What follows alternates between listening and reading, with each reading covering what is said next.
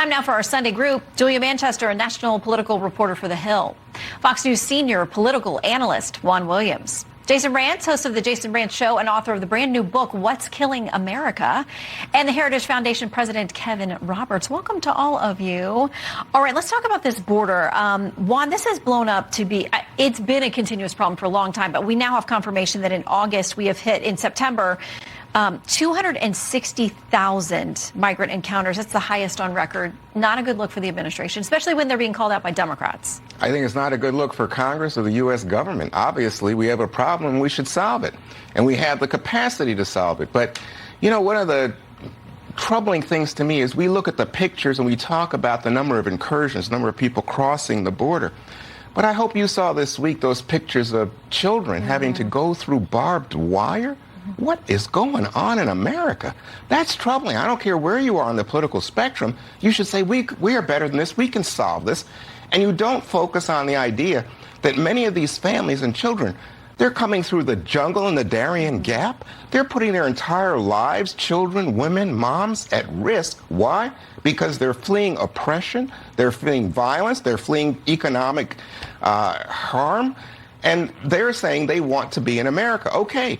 We have to order that progress. And we have the capacity, but what we've seen under George W. Bush, under Barack Obama, under Donald Trump, and now under Joe Biden, is the failure of the Congress and the administration to say, here's a deal. Let's compromise. Let's fix this problem. Yeah, they haven't gotten it done. But, Jason, a lot of people think there are magnets here. There are sanctuary cities and promises that are pulling these people here as well. And these are human beings who are going through horrendous situations, some of them paying with their lives trying to get here. Yeah, they're coming here because we're signaling to them that if you make that journey, once you get into this country illegally, you're basically going to stay here. And when you tell folks that, it doesn't matter the kind of journey that they're going through. To them, they're saying it's worth it at the end of the day. And rather than make it pretty clear that, no, you're not going to get a free pass to come into this country, we're doing the exact opposite. So all of those images, all of those journeys, that's a result of failed policy coming from the Biden administration. What didn't happen under Trump and Obama was all of these people coming here and then staying here. There were record deportations, particularly under Obama. And I remember progressives were really upset with him. They were calling him deporter-in-chief. Absolutely. And yet, what happened? You have Democrats who have had control of the House, the Senate, and the White House while constantly complaining about, well, we need to do something on immigration. Okay, do something with immigration. They don't want to secure the border. And unless they're willing to do that, you're not going to get Republicans to buy in. Kevin, is that fair? I mean, Republicans have also controlled House, Senate, and White House and not gotten this fixed. Well, it is fair, but let's be honest. Jason's totally right that the person who initiated this is the President of the United States.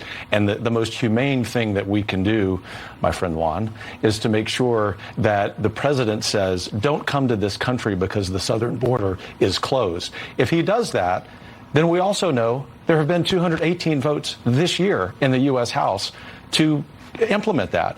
Now we need some Republicans in the Senate and a few Democrats to do the same. How much of a headache is this for the White House when they've got so many other things, new revelations about Hunter, impeachment moving forward, potentially, the economy not looking good, poll after poll says people are very unhappy with how that is playing out for them, too. I mean, this is just another visual, and we've been looking at live pictures of the reality of what's not working. It's certainly a headache, and you have had Republicans wanting to beat up on Democrats for this for quite some time. I would argue back in 2022, a lot of Republicans were trying to do this in the midterm elections. Obviously, the issue of abortion and the overturning of Roe v. Wade sort of trumped that in terms of voters' minds when they went to the ballot box to make their decision. But right now, I think you're going to see a lot of Republican and conservative candidates putting this out on ads. You're going to hear the presidential candidates, whoever the nominee is on the Republican side, talk about this. So it puts Biden in a defensive position. And when you have someone like New York City Mayor Eric Adams, someone who has once called himself a Biden Democrat, criticizing the president on this, it just creates more of a headache for the administration. I want to make sure we go back to our news at the top of the show, narrowly averting this disaster of a shutdown. There were those on the Hill who thought good could come from it. Conversations and difficult conversations could come from it.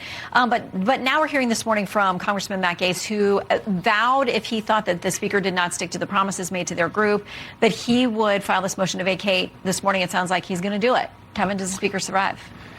He may, but he also may not. And the real tragedy from the policy and ideas standpoint is that for 2 weeks we were having a good conversation, that in fact to this conversation thread about implementing one part of immigration reform, Republicans came together around that. So while there are good members who apparently are not friends with Speaker McCarthy any longer, and while it looks like we're going to enter a phase that's a Lord of the Flies phase, from a policy standpoint, the American people just want them to get their work done. I would encourage them on behalf of the entire Heritage enterprise to be focused on policies and ideas.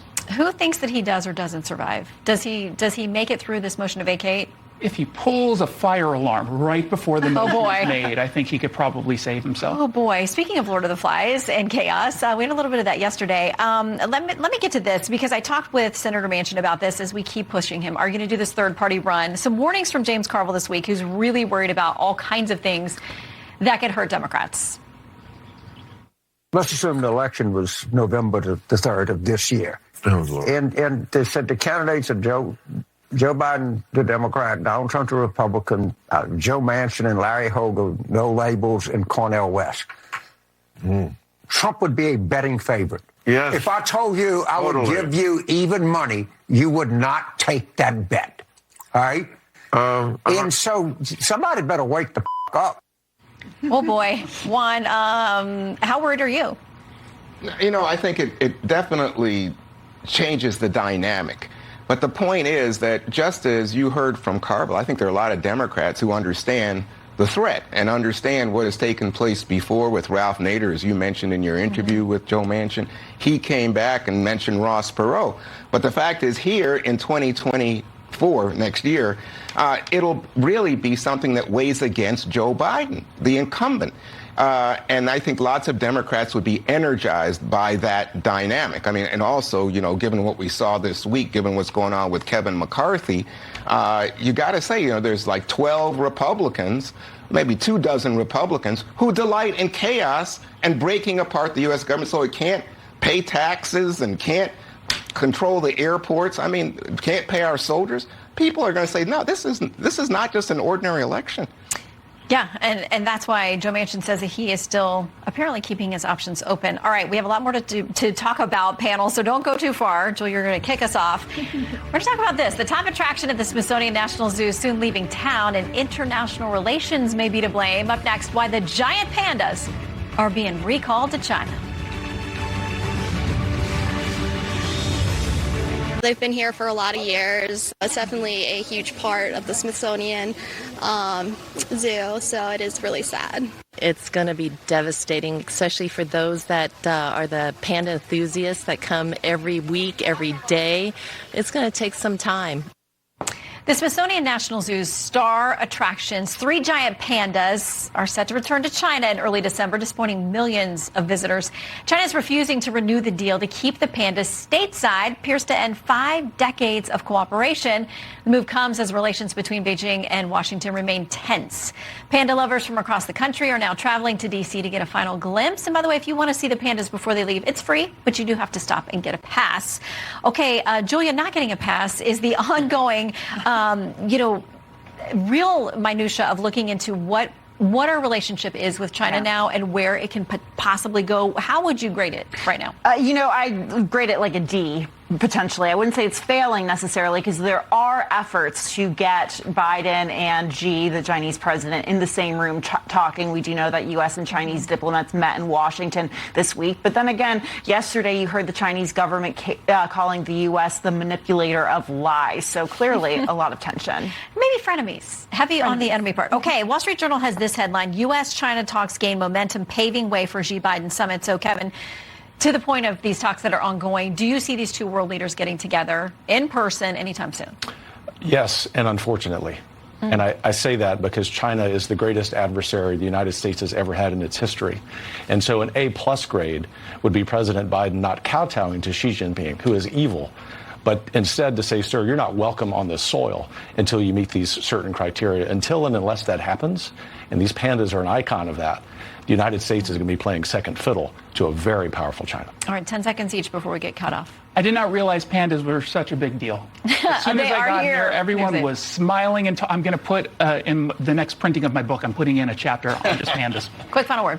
Well, I just think it's a sign that we're in a Cold War with China. But don't forget, China is struggling economically. Ukraine, take money away from Ukraine, you are making the Chinese happy. We got to defeat the Chinese, defeat the Russians in the same blow. Okay. Panel, thank you very much. That's it for us today. Thank you for joining us. I'm Shannon Bream. Have a wonderful week. We'll see you next Fox News Sunday.